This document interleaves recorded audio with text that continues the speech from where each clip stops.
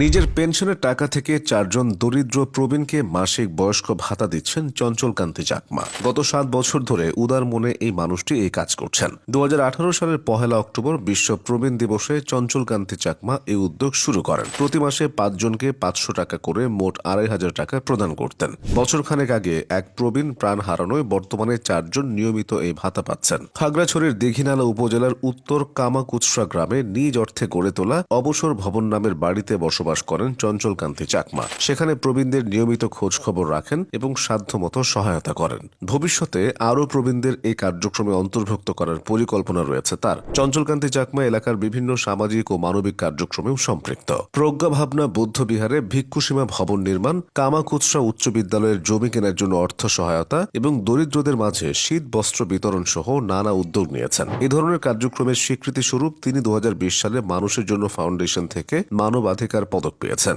ভবিষ্যতে তিনি অবসর ভবনকে বৃদ্ধাশ্রম হিসেবে গড়ে তোলার ইচ্ছা প্রকাশ করেছেন।